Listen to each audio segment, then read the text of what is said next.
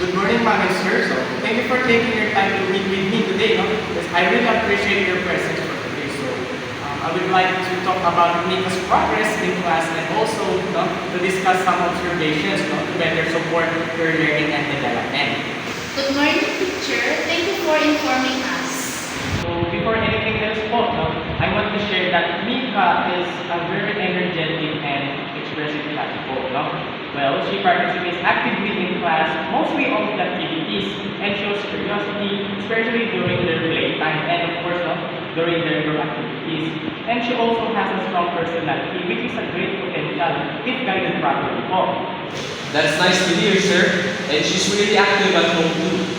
Oh yes, and that's actually something I'd like to discuss po.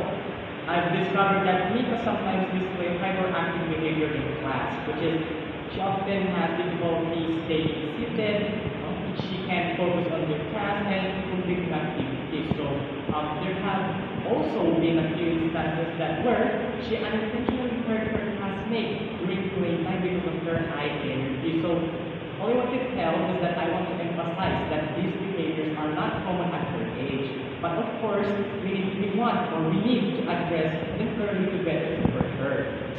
I understand.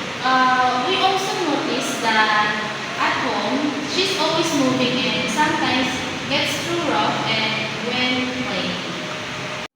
Well, thank you for sharing that information with me. So I understand how challenging it can be. So of course you're not alone in this situation. And we're here to work together to make us improvement. So may I ask a question, ma'am and sir? How does Mika usually behave at home when we give or it's given tasks or instructions? Sometimes she gets distracted easily and sometimes she doesn't finish what she starts. I see. So thank you for sharing about that information. So that allows me to assist or to help me understand her situation even better. To support Mika po, I would like to suggest a few strategies that we can both apply at school and at home. First is giving her short and simple instruction. This means that breaking down directions into small, easy to understand steps instead of giving long or complicated instructions. Since Mika has difficulty focusing, long instruction can overwhelm or confuse her. Short and simple directions make it easier for her to understand what to do and follow through. It also helps her stay on task and reduces frustration. That makes sense, teacher. At home, we sometimes give her long instructions and she gets confused. We will try to make it shorter and clearer. Next would be providing structured routines.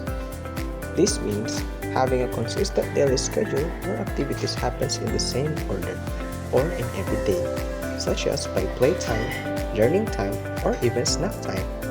Children like Mika feel more secure and they know what to expect. A routine helps her stay organized, reduces impulsive behavior, and improves her ability to transition from one activity to another without being too restless or distracted. I agree with that. At home, our schedule is not always consistent. We will try to set a daily routine for her so she can follow it better. Next would be allowing short breaks between tasks.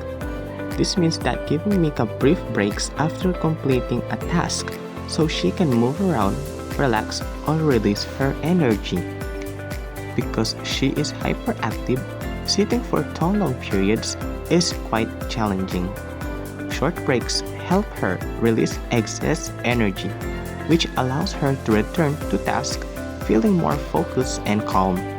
It also prevents her from becoming too restless or disruptive.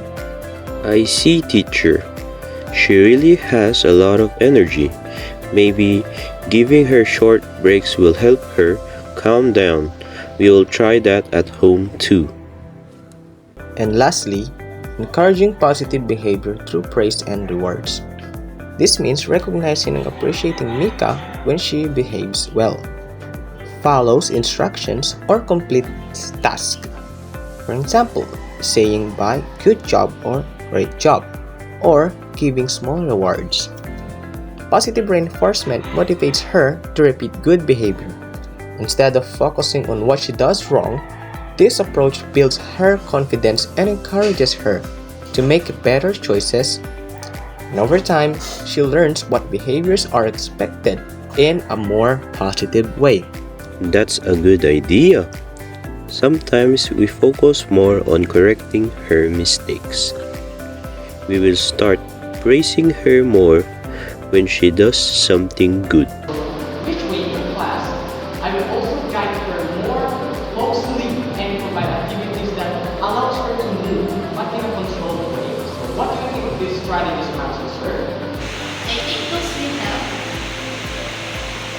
You can also try to apply those at home. That's great to hear. Consistency between home and school will really help Mika to improve.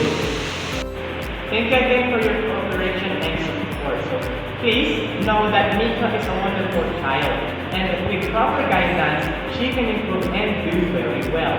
Of course, if you have any suggestions or updates, then feel free to contact me to contact me anytime. Thank you, teacher. We appreciate your help. Thank you, sir. And thank you, ma'am, for your kind support for today. So please have a good one, your parents.